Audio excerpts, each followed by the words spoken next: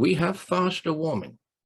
This report finds, unless there are immediate, rapid, and large-scale reductions in greenhouse gas emissions, limiting warming to 1.5 degrees C or even 2 degrees C will be beyond reach.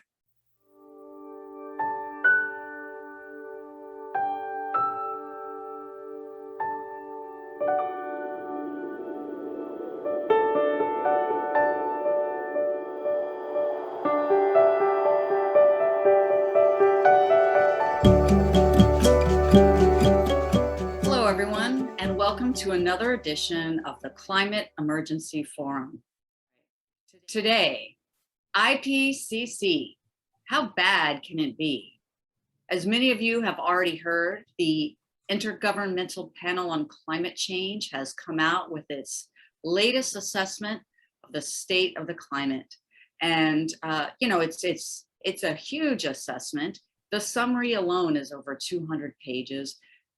Quite a lot for anyone to digest, but lucky for us, we have one of the expert reviewers here today, Dr. Peter Carter, to distill the main points of this report and give us some ideas of what's going on with the climate and what we really need to know. And to be honest, Dr. Carter, I myself haven't approached the report yet, haven't looked at it. I definitely plan on it, but I'm wondering if you can give us some insights on some of the most important things that you found in this latest assessment. Yes, thanks, Regina. And my intention here actually is to help people navigate the IPCC report site. People don't realize the IPCC recently has introduced some very short form versions of the report. So it's a lot easier now. So I'm going to try and help with introducing that. So the formal situation is that, as the media has reported day after day after day, with vivid images, that we have the August 2021 IPCC Intergovernmental Panel on Climate Change, their sixth assessment. This is the Working Group 1 report, which is the science, and it is called the SPM, the Summary for Policymakers. So I've got a lot of quotes on the screen behind me that I'll be reading from. Do not worry, you've seen enough disturbing images.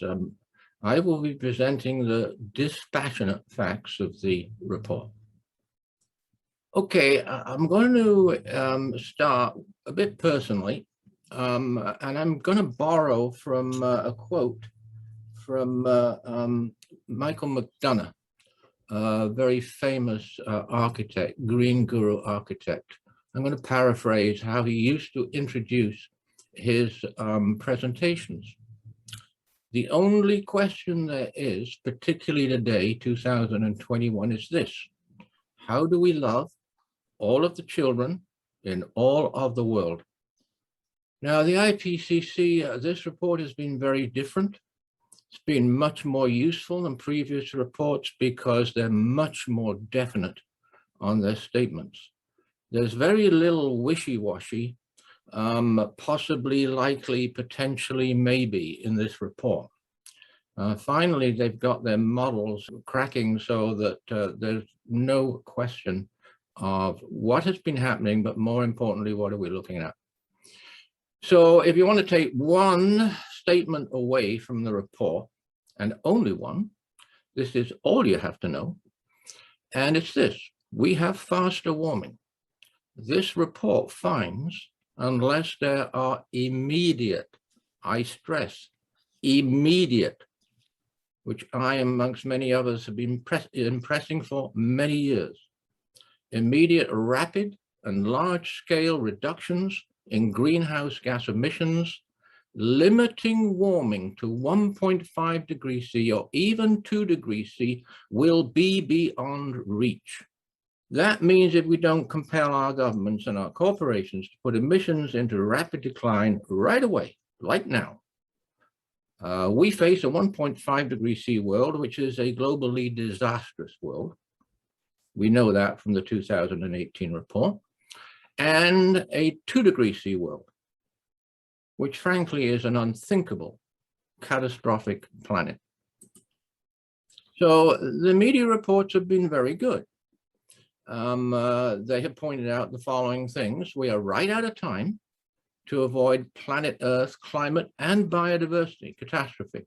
We're looking at a combined catastrophe here, the global climate and life on the planet ecosystems, and they both interact to make each other worse.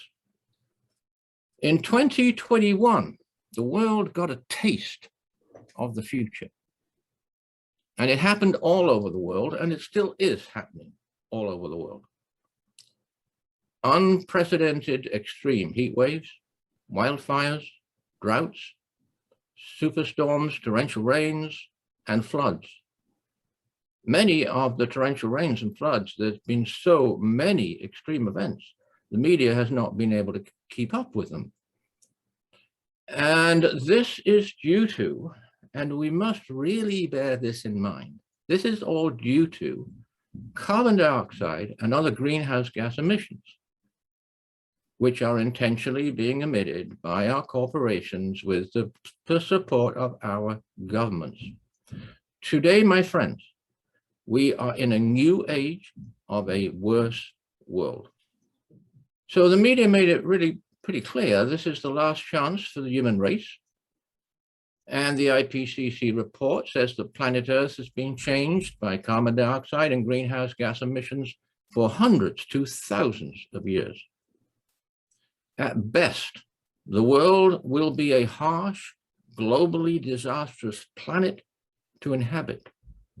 That's the best, because that's their 1.5C and more, because they point out we will go over 1.5C. And they tell us we will have multiple, frequent, even compound, extreme weather events happening in one region all at once. Hard-hitting, extreme events. And this will be the nature of the new climate. We're now in this new climate. So the IPCC says the world will be at 1.5 degrees C by the early 2030s.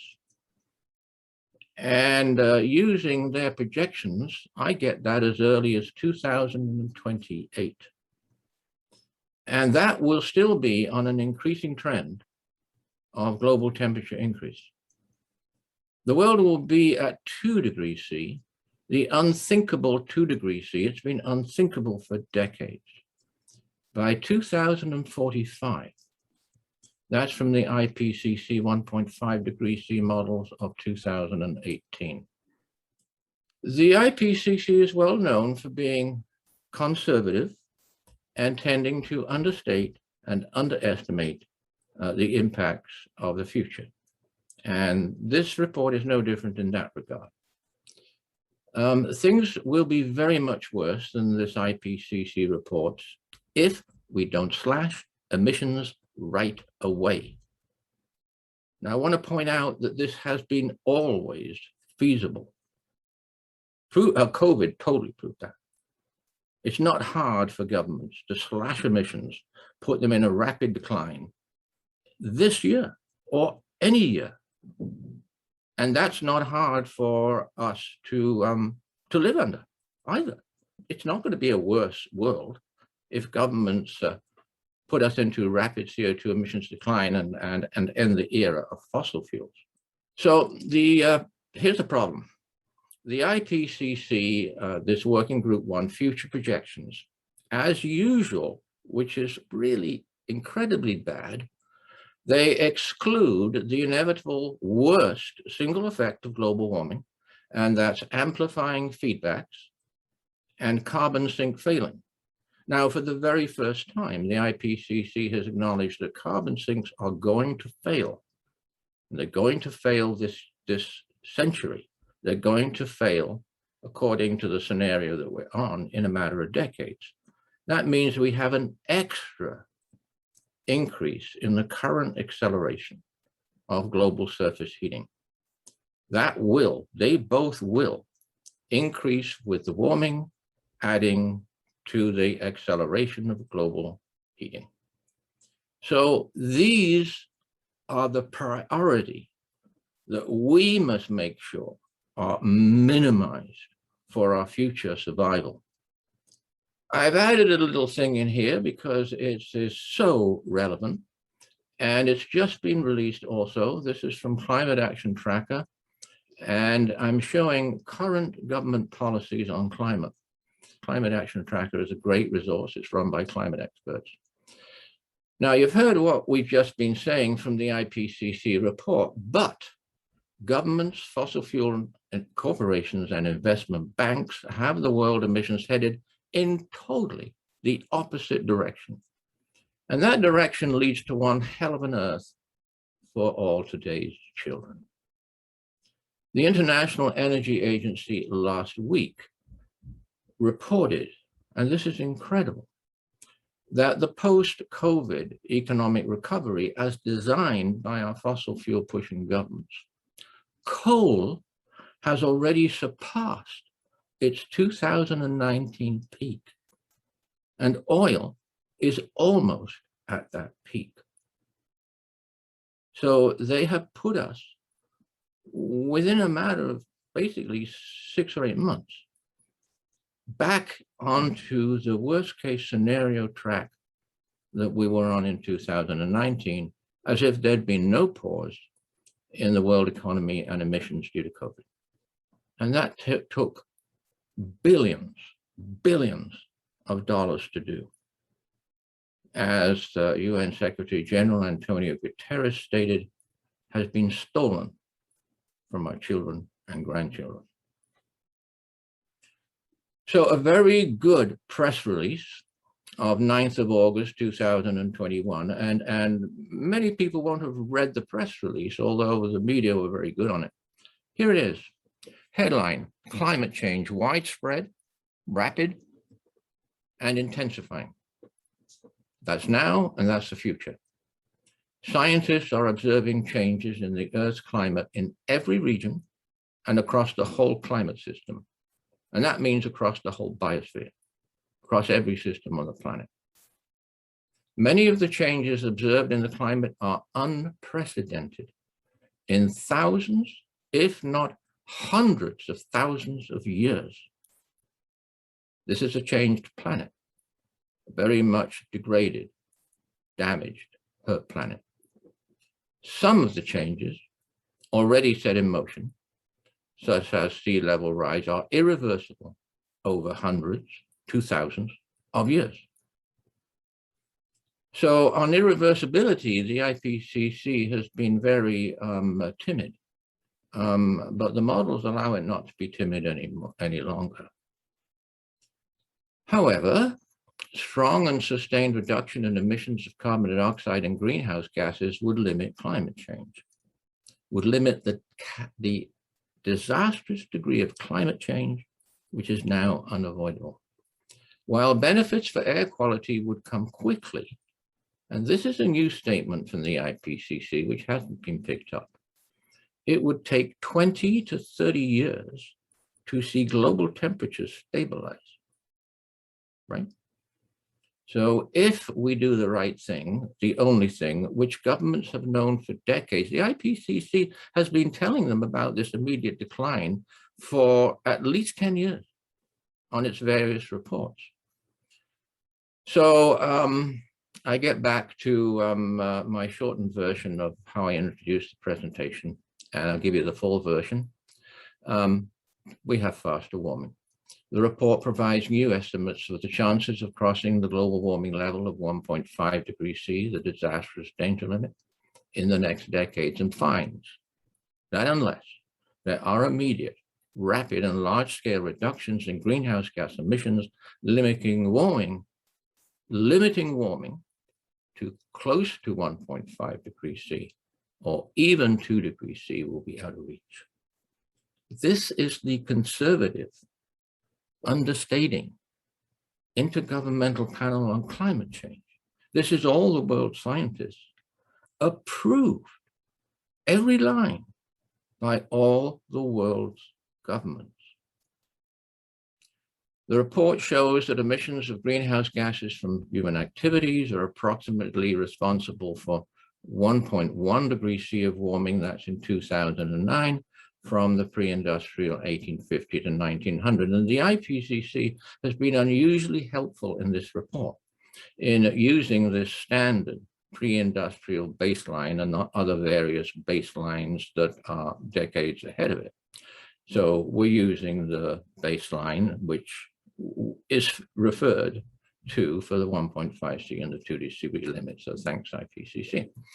And it finds that averaged over the next 20 years, global temperature is expected to reach or exceed 1.5 degrees C warming. And the report models make it very clear that it's going to exceed 1.5, if not 2. Now, this is a very, very useful thing that the IPCC started to do in its last assessment in 2014, and I'm very happy that it's done the same for this one. So when you go to the report, and it's worth reading over that press release again, you go to the headline statements, okay? You'll find it, scroll down, and you'll find this. It's a one-pager. Here's the headline, most important, definite conclusions of the IPCC. It is unequivocal that human influence has warmed the atmosphere, ocean, land. Now, for the first time, no doubt, widespread and rapid changes in the atmosphere, ocean, cryosphere, that's ice and snow, and the biosphere have occurred, widespread and rapid. The scale of recent climate changes across the climate system as a whole, and the present state of many aspects of the climate system are unprecedented over many centuries to many thousands of years. This has never happened before. This planet, the biosphere, nature, never has experienced this before. Human-induced climate change, as we well know, is already affecting many weather and climate extremes in every region across the globe. So then it goes to the future. Will continue to increase until at least the mid-century. We're going to have increasing temperatures at least until the mid-century, because that's under all emissions scenarios. So this is the future.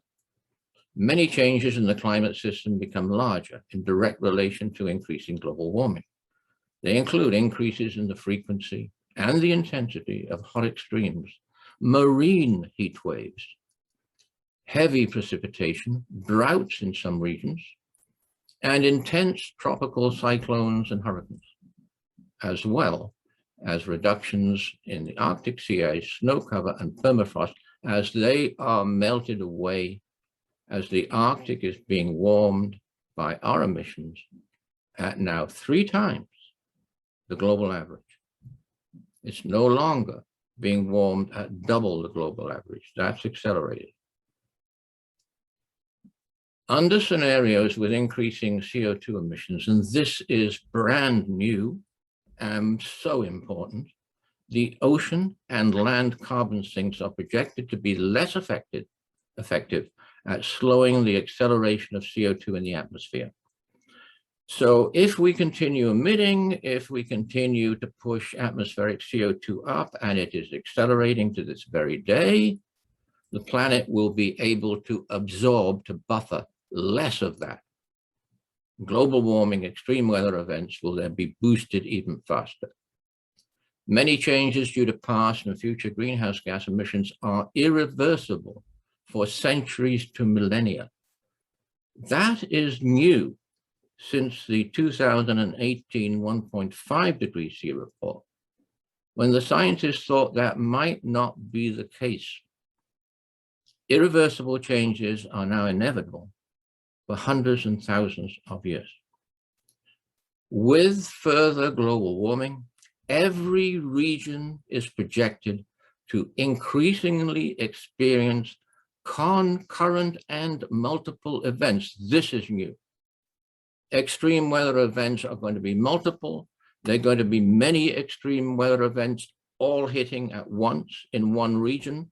And as 2021 has proved, we are going to be hit again and again and again because of the huge amount of heat forcing which is now built up in the atmosphere due to the unprecedented height of atmospheric greenhouse gas concentrations. CO2 is the highest in 23 million years now. Finally, low likelihood outcomes. Now that's low likelihood by the computers, not low likelihood by the real world, such as such compound extreme events and warming substantially larger than what they have assessed here cannot be ruled out. So as I read through that, my friends, that's pretty amazing coming out of the IPCC. I mean, I've been sending in my responses for decades, trying to say, well, you know, you do have to do this and you really shouldn't be saying that. Well, I'm sure it's nothing to do with me, but this time they've done it. Okay, so that's my say on it. Thank you so much, Peter. I'm almost speechless after that, and it's frightening. And I really do want to thank you for distilling that down for us. I feel like you covered the whole report, and I get it now, and I kind of wish that I didn't. But you know, as you were speaking, what came to mind, you know, I'm thinking of these brave scientists who have been working tirelessly for so very long to warn humanity and to desperately get government action that is so needed to save our very lives. And what came to mind is the many people who have done the same and the extreme pressures they faced under corporate entities. One of the persons who first came to mind was Dr. Claire Patterson. Many of you may not know Dr. Patterson. Wow, what an unsung hero. He fought the gas industry for many years for adding lead into their product. What was the point of adding lead? Apparently it boosted power to those motors, and we all want to be able to get up and go, right? Even if it drives us crazy.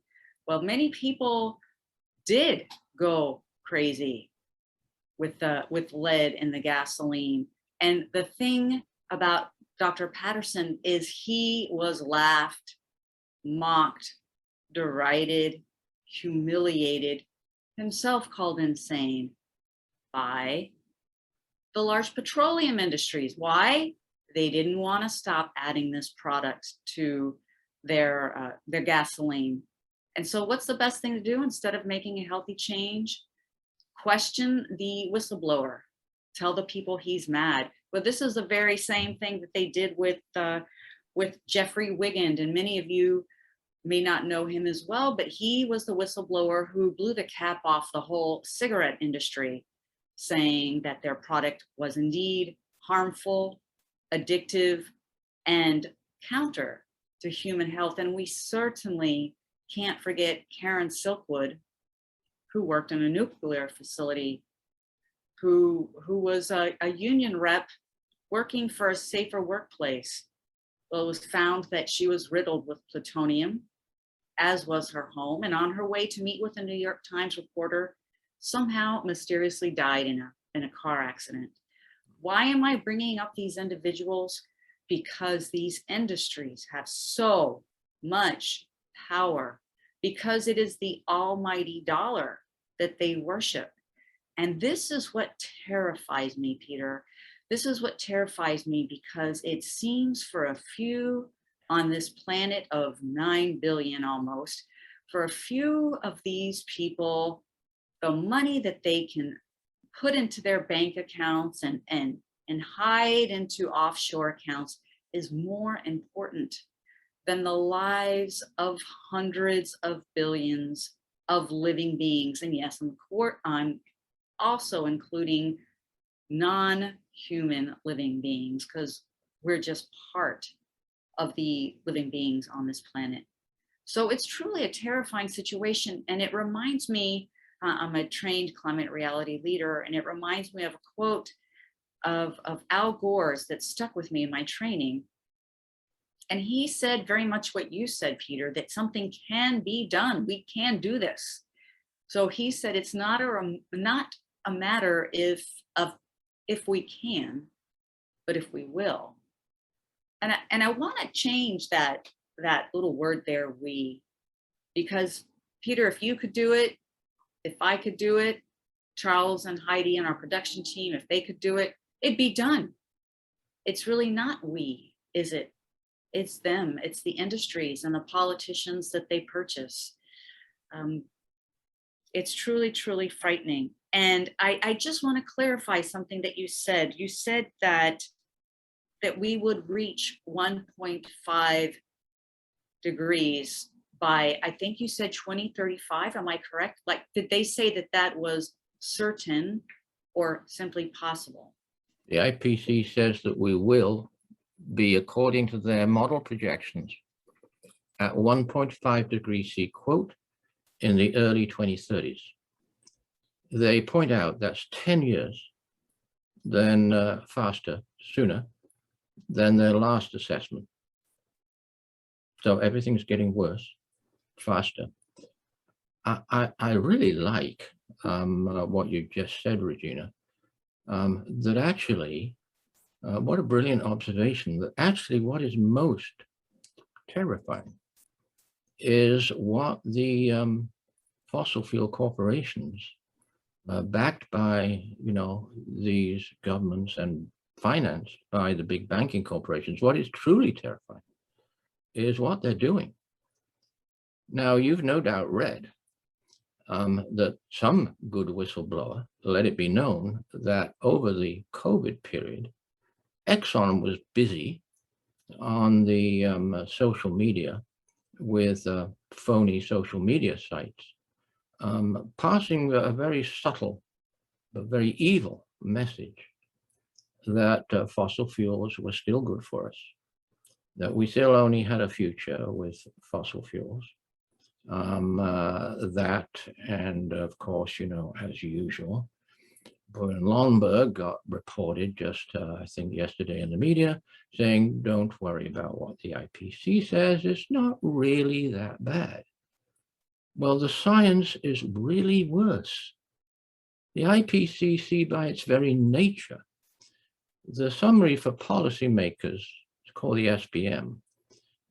This is a short version of the huge chapters that I've been going through, and I have more, which is approved not only by all the scientists have to agree on this, and then all of the governments under IPCC policymakers have to 100% agree. Okay, so inevitably, because of the extraordinary IPCC process, and there was a reason for this in the early days, the IPCC are inevitably underestimates, no way overestimates, as which, like the corporations and the big money, are using a lot of money still to deceive and lie to us.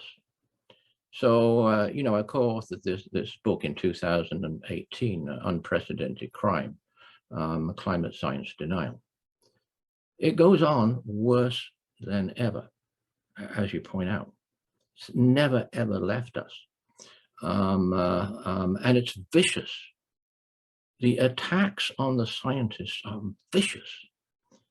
And scientists are not people who ever expected, and they certainly didn't train to undergo vicious assaults on their scientific publications, right? Now, one of my very favorite IPCC lead authors, Professor Savarenti in Zurich, and I'm very, very sympathetic to her, and it makes a lot of sense. She says that she doesn't see the point anymore. Why should she do all this work for free? And assessment after assessment after assessment The governments pay not the slightest attention. And her work is great work. It's extreme weather events, particularly extreme heating. And you know, it really is the greatest work. Her modeling is fantastically good. And of course, you know, she says this, well, why? She made it clear she will go on, but obviously she's just really hurt by the fact that already we know, you see, we know Climate Action Tracker, Energy Policy Tracker, they've told us that our governments have no intention to make the slightest change. Their whole policy and strategy and plan is to continue to keep us fixed on planet-killing fossil fuel emissions. And these will bring down the biosphere. I presented on the collapse of the biosphere to many international conferences. Scientists don't mind me saying this because I'm not influenced by policymakers. I'm a free agent. But that's where we're headed. And this is very clear. This comes out crystally clear from this report. I hope I pointed out so many things that are so different, so definite in this report compared with other reports.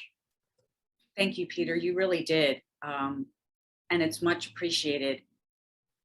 You made clear that the IPCC is, by its very nature, by its very setup, a very conservative organization in terms of how it comes up with these assessments. And you did say earlier that the warming, I believe you said 1.5, they say by early 2030s, and I believe you had said that you think that that will be by 2028, somewhere around. Well, when I actually look at the model, Regina, it's actually 2028. I mean, I did it yesterday. I was shocked. Well, one of the questions I want to ask you, because I know that you're an expert in this area, is because we had a discussion some time ago regarding food crops and the temperatures by which they are no longer viable. And so I'm wondering if you have any thoughts on this by 2028, what will be the situation in terms of food, and how will that affect, or will that have any effect on climate migration? And which countries do you think specifically will have the greatest stressors in terms of being unable to grow food, and maybe even might be on the verge of facing famine? Well, the media have been good on this recently, and they pointed out that this report shows that we are going to lose food production. We now have a very healthy increase in global food production, but we're going to lose that. And we're going to lose that because we're going to hit 1.5 degrees C at least.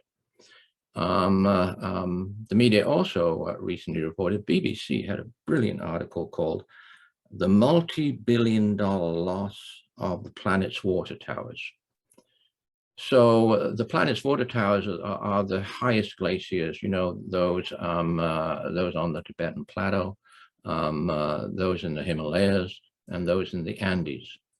They're all melting at a phenomenal rate, phenomenal rate. Some scientific team just came back with the images and data from the Andes, right? Billions of people depend totally on that water. For water, but also for irrigating their crops. And that will be lost. That will be lost. Migration, billions of people. Where are they going to go? They have nowhere to go to. No one's going to take them in. These impacts, as the IPCC so rightly and for the first time says, these disastrous impacts are happening everywhere, and they're going to continue to increase to happen everywhere. The billions of the most vulnerable, of the poorest, right, will have nowhere to go. You know what's going to happen to them, don't you?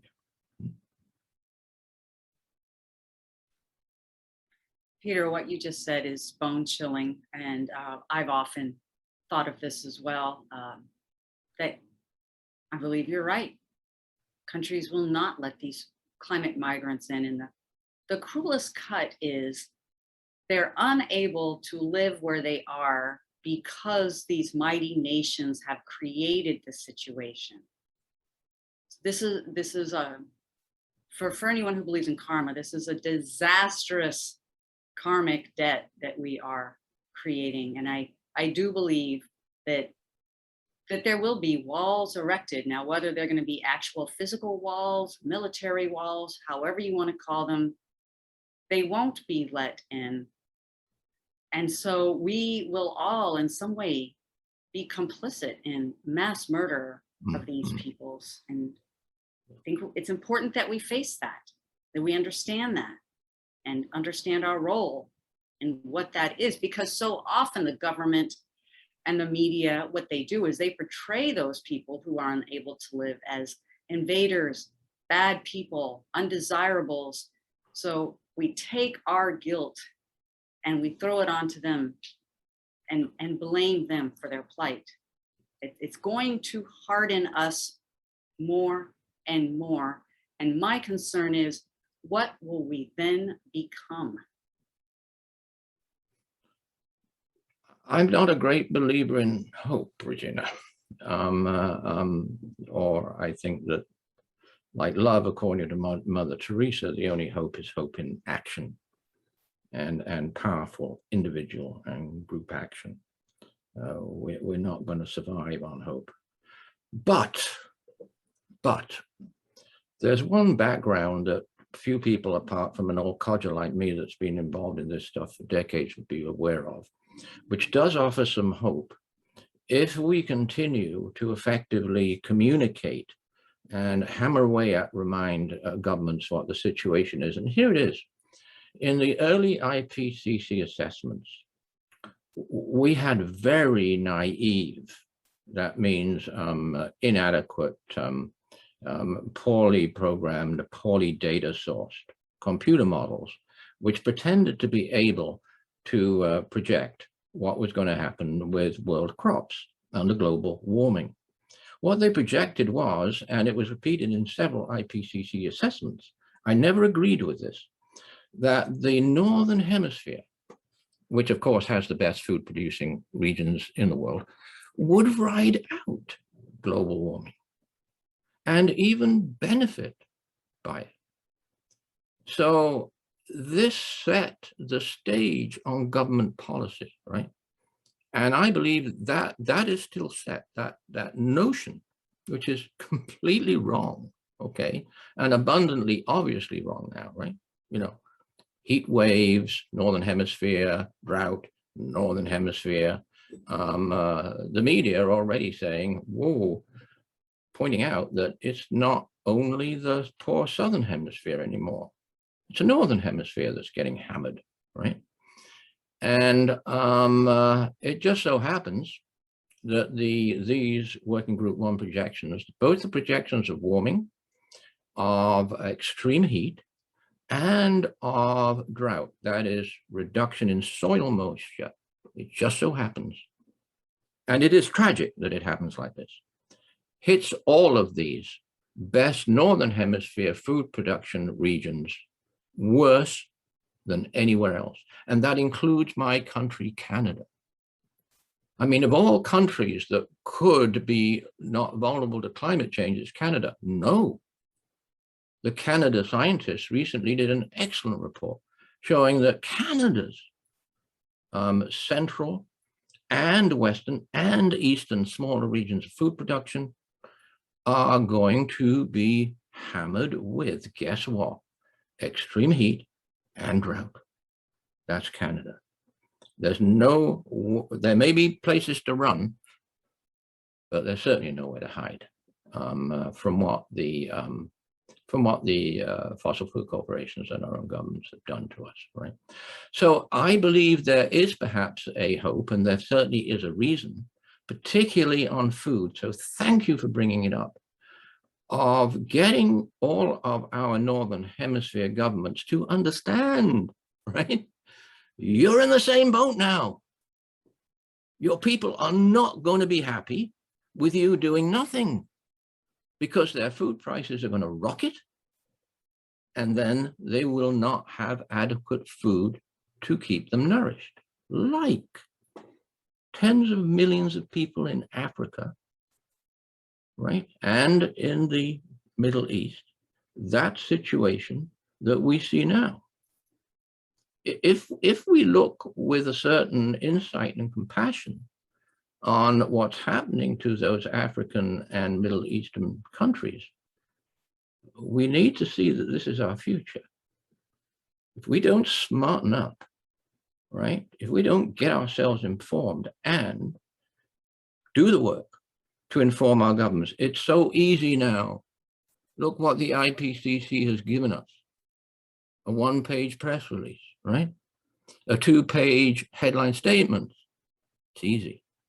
You just have to put it in a letter, right? Nail it.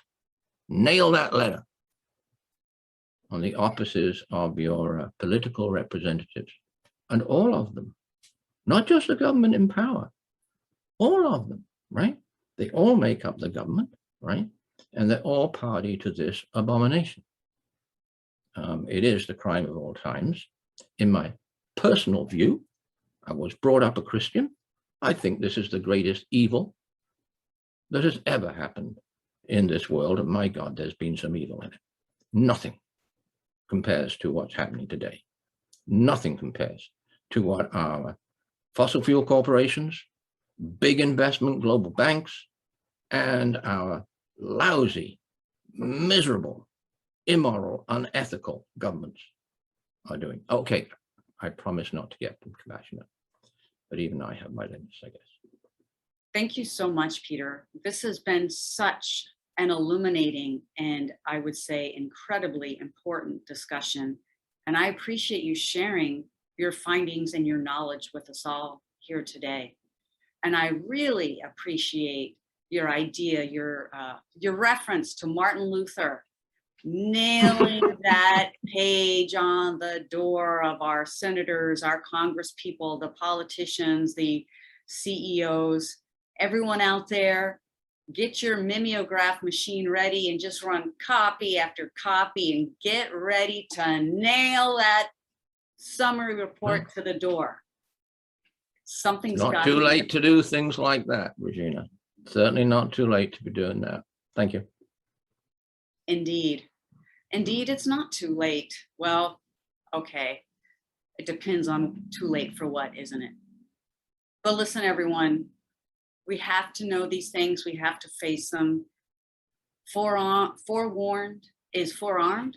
I don't know, you know, how exactly you will use this information. But if you have learned something, and I hope that you have, I know I certainly have, go ahead and hit that like, hit the like button there. Why not? And also share this with a friend. And to keep up with the latest information, subscribe so that you can, as soon as we know something, we're going to make sure that you know it. So once again, thank you so much for joining us today. I know it's been a sober discussion, but again, an important one. And to everyone, stay well. Thank you.